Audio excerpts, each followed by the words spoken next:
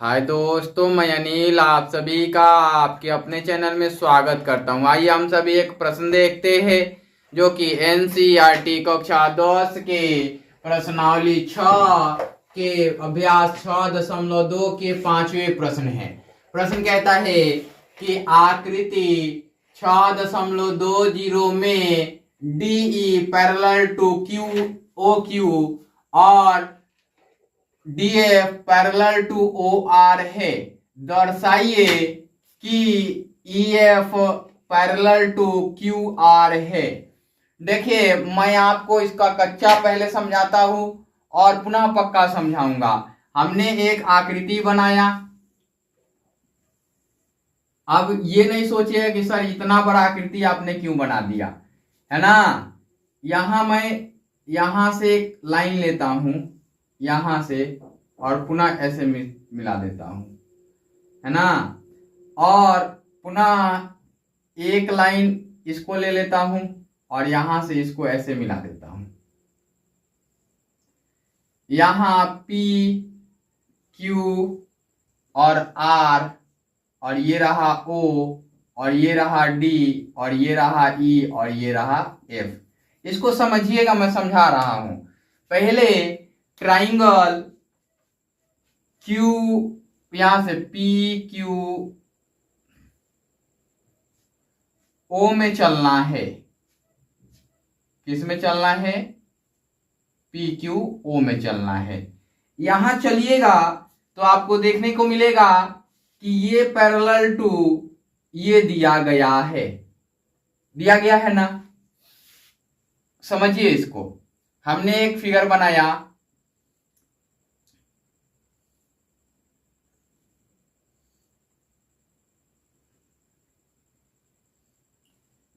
P Q O ये बनाया, और ये है E और ये है D।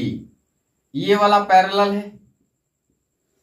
देखिए यहां DE,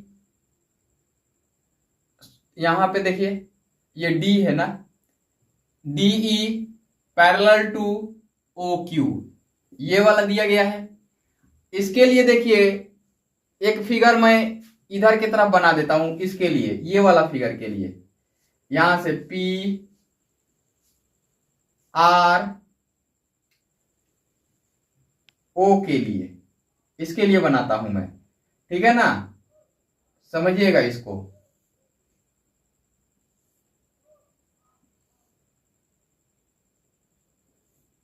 यहां P O और R ये दिख रहा है ना। D F ये वाला पैरेलल दिया गया है। यहां पे देखिए DF parallel to OR, DF parallel to OR दिया गया है। ये दोनों समझ में आ गया। इसमें भी थेल्स यूज होगा, इसमें भी थेल्स यूज होगा। समानुपातिक फॉर्मूला कहता है कि जब किसी त्रिभुज के एक भुजा के समानांतर कोई एक अन्य भुजा खींची जाए तो वो उसको समान अनुपात में, यानी समानुपातिक थ्योरम लगेगा। हम थेल्स पर में लिख देंगे डायरेक्ट, कोई दिक्कत नहीं होगा। तो ये अनुपातिक हो जाएगा। और उसके बाद पुनः हम बड़े वाले ट्रायंगल में चल लेंगे। किस में चल लेंगे? बड़े वाले ट्रायंगल में P Q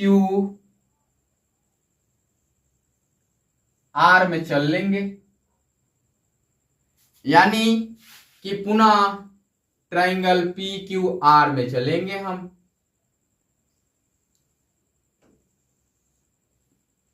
P Q R में चलेंगे और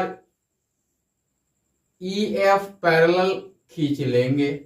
पैरेलल खींचेंगे नहीं, क्योंकि ये प्रूफ करना है कि ये होता है। तो आपने यहां देखा होगा कि PE अपवन में EQ या QE ये हो जाएगा PD या DP और DO। ऐसा कर लेंगे।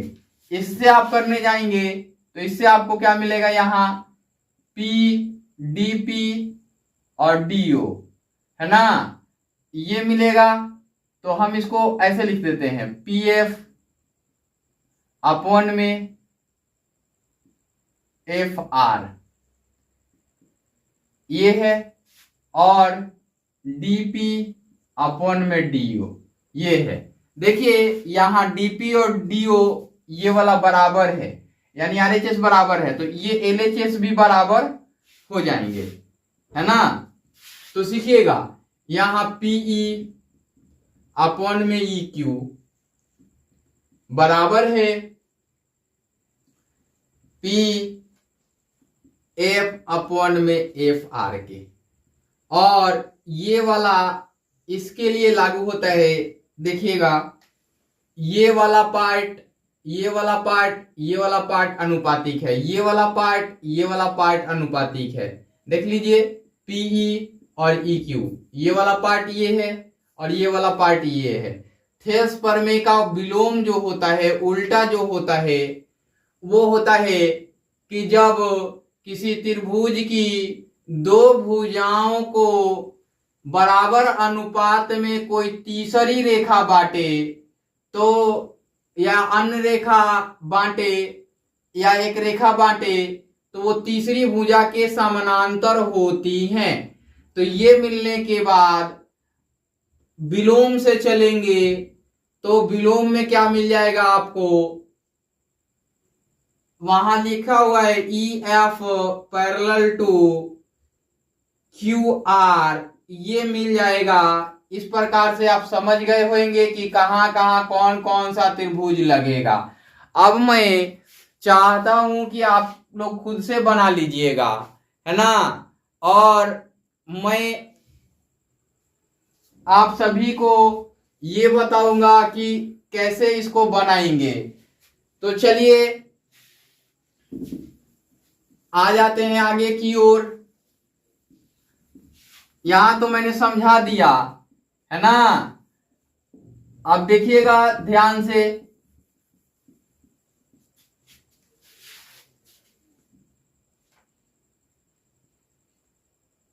हल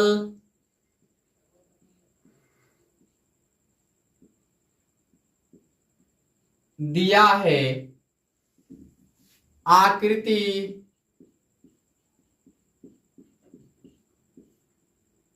6.20 में। ये वाला फिगर उतारना पड़ेगा आपको। यहां पर हम लिख नहीं रहे हैं इस फिगर को, हमने केवल फिगर यहां लिख दिया है, तो हम इसी में समझा लेंगे। आपको फिगर यहां पे प्लेस करना पड़ेगा। और क्या दिया गया है, DE parallel to O Q और DF parallel to O R, यही दिया गया है। करा है, सिद्ध करना है या दर्शाना है, तो यहां सिद्ध करना है।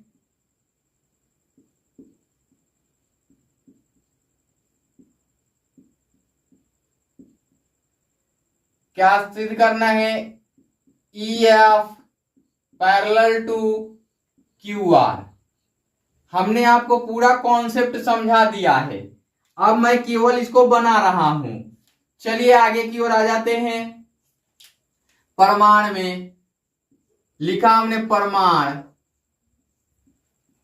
और क्या लिखा, ट्राइंगल पी क्यू ओ में, है ना। पी क्यू ओ में क्या दिया गया है कि पैरेलल है,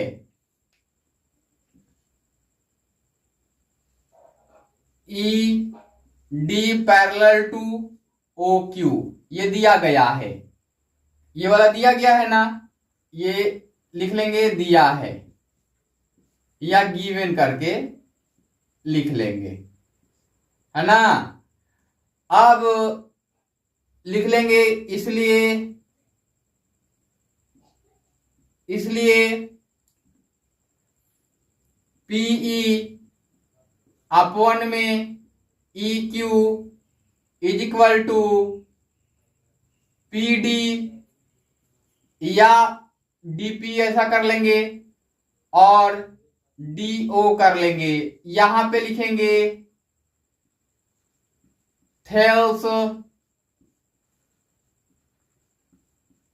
प्रमेय से। उम्मीद करता हूं कि यहां तक काफी क्लियर समझ आया होगा। अब हम आगे की ओर चलते हैं।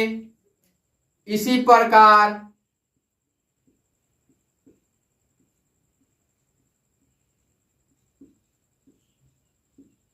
त्रिभुज किसमें, पी आर ओ में, है ना।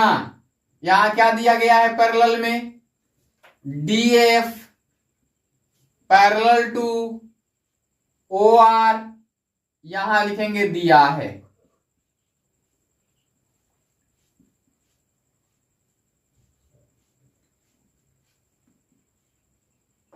चलिए आगे की ओर यहां से लिख देते हैं, समझिएगा इसको।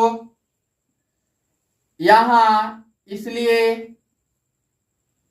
क्या हो जाएगा, पी एफ अपॉन में F R is equal to P D upon में डी ओ। यहां हम इसको इक्वेशंस एक कर सकते हैं, इसको इक्वेशंस एक कर सकते हैं, और यहां भी लिख देंगे चूंकि थेल्स प्रमेय से, थेल्स प्रमेय से यही लिखेंगे। और इसको हम इक्वेशंस 2 लिख देंगे, इक्वेशंस 2 लिख देंगे, लिखेंगे फिर इक्वेशंस 1 एवं 2 से। फिर या अब लिख देंगे, यहां पे अब लिख सकते हैं, अब इसी प्रकार फिर समीकरण 1 और 2 से ये कर लेंगे। तो 1 एवं 2 से करेंगे तो देखिए यहां पे ये वाला पार्ट और ये वाला पार्ट बराबर है, तो ये पार्ट बराबर हो जाएगा, तो लिख लेंगे। इसलिए क्या लिखेंगे, पीई अपॉन में E Q is equal to P F upon में एफ आर। ये इक्वेशंस 3 ले लेंगे आप, इसको क्या लेंगे, इक्वेशंस 3 लेंगे। इसके बगल में लिखेंगे इक्वेशंस 3, ऐसे करके लिख लेंगे बगल में, यहां ऐसे हाइफन देंगे और यहां पे 3 लिख लेंगे, ये 3 हो जाएगा समीकरण। अब आगे की ओर चलेंगे, पुनः त्रिभुज पी क्यू आर में, है ना, ये वाला पी ई अनुपात ई क्यू बराबर पी एफ अनुपात एफ आर, ये समीकरण 3 से, समीकरण ये होगा। तो ये हो गया, इसलिए क्या हो जाएगा, E F parallel to Q R, और ये किससे होगा, थेल्स प्रमेय के विपरीत से, है ना, थेल्स प्रमेय के विलोम से,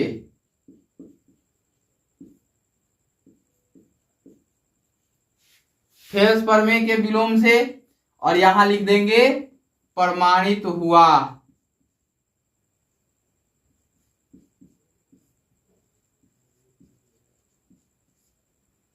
ये फाइनल उत्तर मिल गया आपको।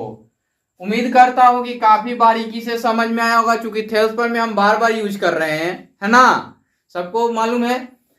तो थेल्स प्रमेय बार बार यूज कर रहे हैं, उसका विपरीत कल हमने यूज कर दिया था, तो ये नया क्वेश्चन बना, तो इसमें कोई दिक्कत नहीं होना चाहिए। इस वीडियो में इतना ही, बाय बाय, टेक केयर।